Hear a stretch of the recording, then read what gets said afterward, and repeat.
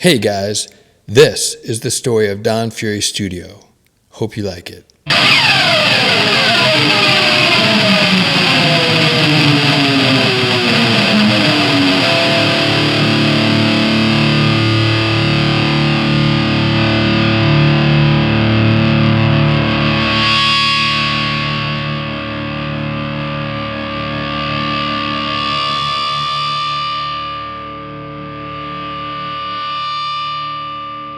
By 1996, Don Fury Studio at 18 Spring Street was at the top of its game.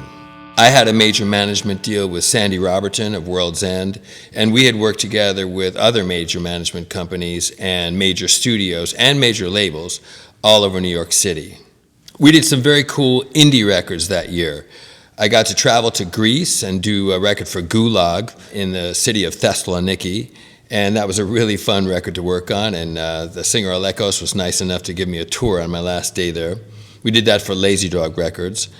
The Japanese band Coco Bat came in and did the Return of the Grasshopper LP for Toys Factory record, and that was a great record also, illustrated by Pusshead. And we did a really cool record for Psychotica, kind of the house band at Don Hills at the time, for a subsidiary of Rick Rubin's label, American Records, called Ventru, and a fun record. The biggest story of 1996, though, is the beginning of my own producer-driven label. And in order to tell you about the label, I have to tell you about STILLSUIT, the band, because the two things go together. So I have to back up just a little bit. In 1995, Pavlos Leonidas, the owner of Wreckage Records, along with Amber Green, stopped by the studio with two tapes of two bands. One of the tapes was pretty well recorded and sounded nice, and the other band was not recorded so well. And Pavlos asked me what I thought of the two bands. I liked the one that wasn't recorded so well, and I thought the other one was okay, but not really that interesting. And I told him so. The band that wasn't recorded so well was called Standoff.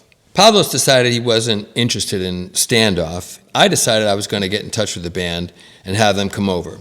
So they came over and we met, and I said, listen, why don't we do a producer's agreement, and I'll produce an EP for you along with an LP deal, and we'll try to find you a label. Of course, the guys liked that idea, and they were very young at the time. They were teenagers. And we ended up doing a nice little arrangement. So the band came in and we recorded the 6-song Green Spock Ears EP, which is one of the most amazing post-hardcore records that ever came out of the studio. I can say that. I just listened to the record today. It's like a Mack truck coming down the street right at your face, full speed. I mean, this is just a barrel of energy. That's all I can tell you. And as soon as Pavlos and Wreckage Records heard the record, they decided to sign the band. I also looked back at clippings of all the reviews of Green Spock Ears, and they're all amazing. There's like 30 or 40 reviews just raving about this record. So Wreckage got a nice deal out of it. They got the EP and they got the LP that I signed the band for, and I was signed to produce the LP. And around that time, STILLSUIT had to change their name because there was another Standoff, and it got confusing about which Standoff people were talking about. It took them a while to come up with the name STILLSUIT, but that's the name they picked, and that's the name that stuck, and it was a unique name, so it was a pretty cool move on the band's part. Around that same time, my manager, Sandy Robertson, began talking about a producer-driven label for me. There wasn't a huge, environment of post-hardcore or hardcore bands residing at major label levels that I could just lock into and work with. Most of the bands I had worked with Sandy were bands I had worked with already or I was already producing. The first interest came as a surprise from Mercury UK. I had only produced one band from London, the band called Understand, but Mercury UK seemed interested. So we actually, the three of us, Sandy, myself, and Mercury UK, the guy from Mercury UK, had a sit-down lunch and talked about the deal in Soho one afternoon. And I listened politely, but the idea of leaving for London and leaving my studio behind or having the operation focused at London wasn't that attractive to me. I mean, I was a New York guy. My studio was New York. My family was in New York. All the bands I knew were in New York. I didn't see how that was going to work all that well. And we didn't get that far with it.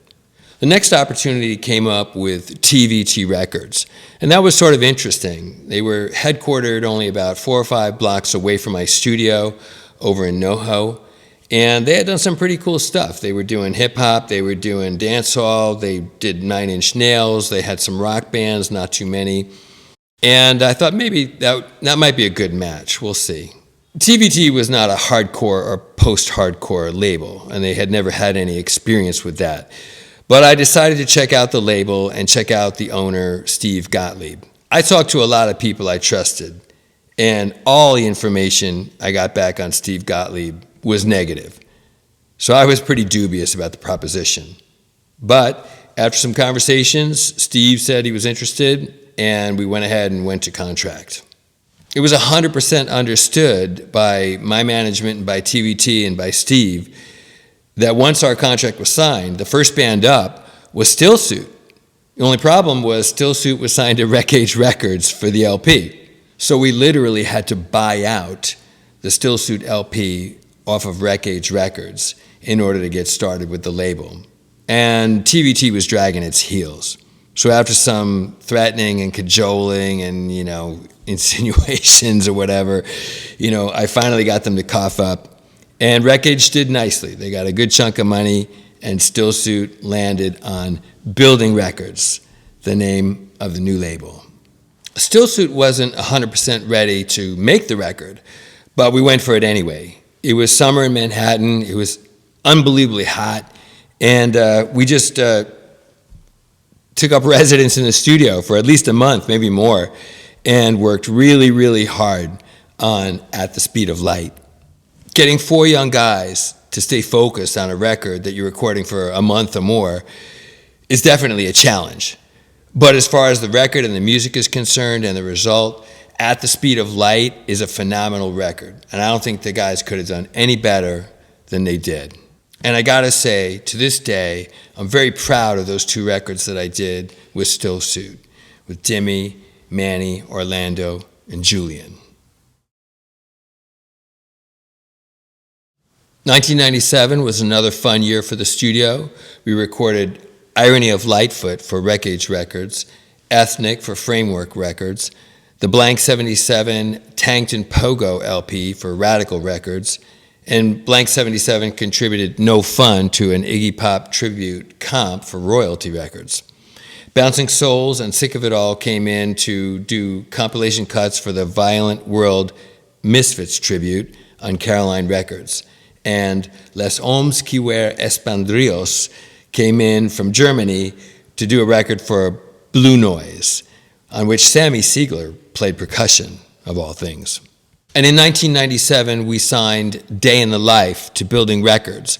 That was George Reynolds' band after Mind Over Matter, along with Chris Fleischman, John Camusi, Josh DeMarco, and Blunt. Day in the Life was a real workhorse of a band. I think they played almost 235 shows in the first year that they were out, and probably they were the only band that broke even on Building Records. The first couple years of Building Records were like a Cinderella story. We were signing very young bands to very good deals, and they were getting things like backlines and tour support and some radio and free lunches. So it was a nice story in those first couple of years. We didn't see what was coming our way in 1998. We were all going to get dragged down.